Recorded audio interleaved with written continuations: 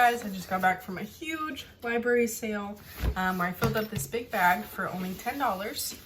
How our library sales work is it happens quarterly and it's put on by the Friends of the Library. So if you join the group, the Friends of the Library, you just have to pay some kind of donation and they give you a little card, and if you get that card, you get 30-minute early entry into the book sale. And our book sales happen quarterly. And so this is my fourth sale that I've been to. I missed one, I believe, during the winter time just because we were crazy. But at the last one that I went to, I filled up one of these big bags full of Goosebumps books. And these were the original ones, like from the 90s, because how this works is people donate their old books.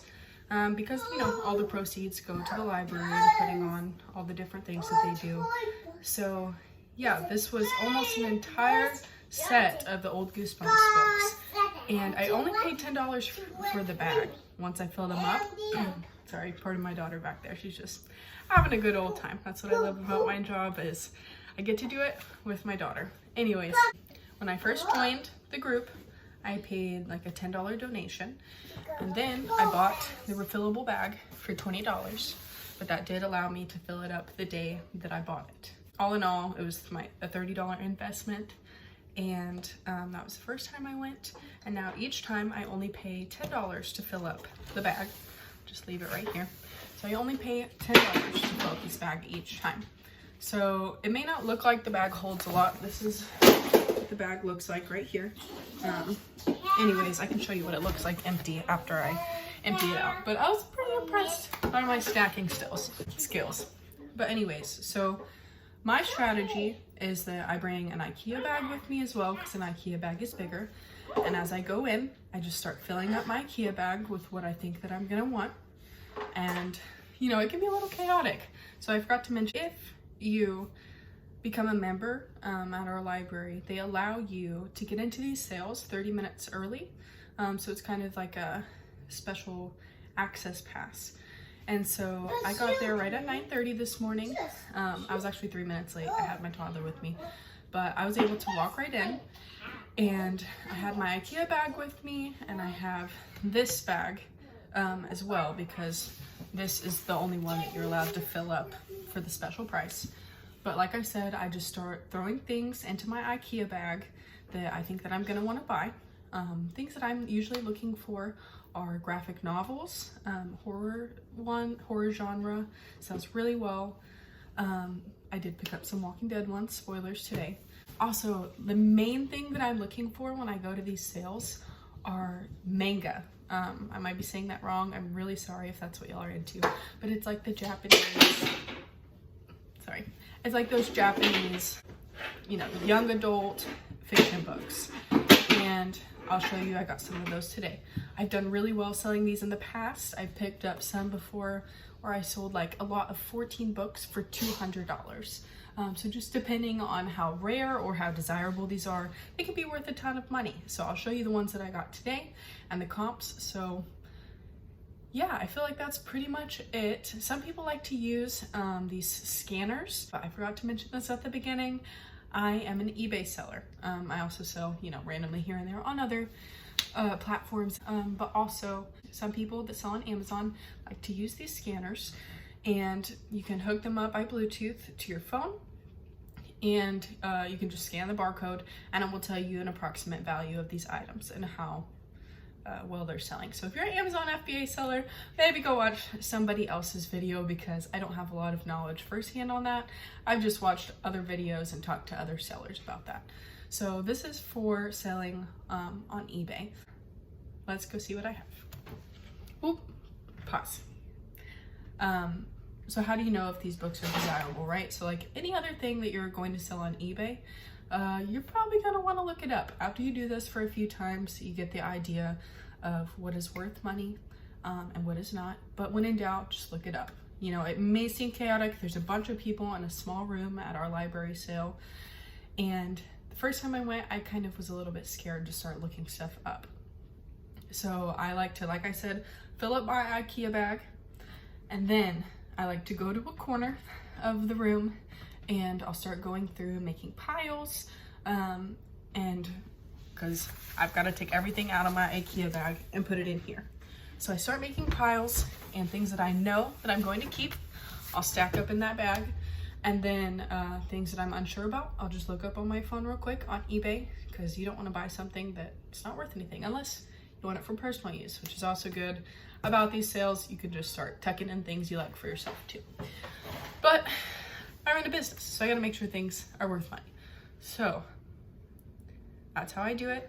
Also at these sales, sometimes they have audiobooks for CDs or DVDs, which I picked up only 2 DVDs today. But those are things you might want to look for, TV series or documentaries, or even the Japanese anime series can sell really well. Also, if you lot up, you know, Barney, different kids movies, those can sell. So just, like I said, when in doubt, look it up. But I mean, if you have time, you can literally sit there and look every single one up. I don't have time for that. But anyways, let's see what I have. All right, so this is my big bag. This may not be the best angle for it, but anyways, this is my bag. So we've got Torchwood. I got season 1 and season 2, right? So there's those. That was a BBC thing. And then also something I didn't mention at the beginning is I'm often looking for like children's novels. If you can lot them up together, like I said, the Goosebumps ones are worth a ton. These Junie B. Jones are not going to be worth as much. Same with the Magic Tree House. But if you see a set of a series, like if you can find 1 through 4 or 1 through 10, or even just like if you can find 20 Magic Tree House books, even if they're not sequential, you can lot them up and sell them. I mean, I'm only paying $10 for this bag. Now, if you're having to pay individually for the book, I think they charge 50 cents for paperbacks and $1 for hardback at my library. Always check what your prices are so you know how much you're gonna make. It's all about making a profit. So anyways, if you're buying them individually, it may not be worth it for you. I want to show you all my stacking skills, even though I started pulling a couple out. But we have a couple wedged in the side here. And at the very end, I started just kind of sticking them up. Maybe different libraries have different rules, but ours don't care as long as they're in the bag, they count it. These were some of those anime or the manga books that I was talking about. So this is from a series called Fairy Tail, and we have these Torchwood DVDs. We've got a stack of Junie B. Jones starting right here. I did get The Lion, the Witch, and the Wardrobe just because me and my daughter like it. So that was my one personal use book today. All right, and then we've got all of these Junie B. Jones. You'll see the Magic Tree House mixed in here, so I am gonna just try to sort them out so that we can see at the end what all we have. So there's Junie B. Jones and Magic Tree House. So some of them, so yeah, so people donate books, but also some are old library books. So as you can see, this one is gonna have the stamp on the top, and then the stuff on the spine. Same with these manga books. So if these did not have all of the library stuff on them, they'd be worth way more. But we take what we can get, right? So there's that. I believe that these Junie B. Jones ones, yeah, they're not library books, so these don't have them. But probably doesn't make the biggest of difference for those children's books. But anyways, there's those. And now you'll see how I started stacking underneath here. This gave them a good strong base, and then we even have more under there, so we'll wait till we get there. But yeah, so these were kind of just smushed in at the top, but if it fits, it ships, you know. All right, so we've got more Junie B. Jones, more Magic Tree House, Junie B. Jones. Here we go. Those were really like the main titles that I had going on there. It's Junie B. Jones, Magic Tree House, and then this manga right here. All right, and then this is just a random Secret at the Gatehouse. I thought it looked neat. I also do run a business where I sell decor, like in a antique type booth. So I thought that would be good for my booth. And then, so here's all these manga comics. I can put these in order later and we'll see how well I did with these. I didn't get a complete run, which would have been really cool, but it looks like a pretty good run here. I mean, we see like number 62 is the highest one I see so far. So yeah, obviously I did not get all of them. Would have been great, but gonna be cool. And more Magic Treehouse. All right, so underneath that, we see The Walking Dead.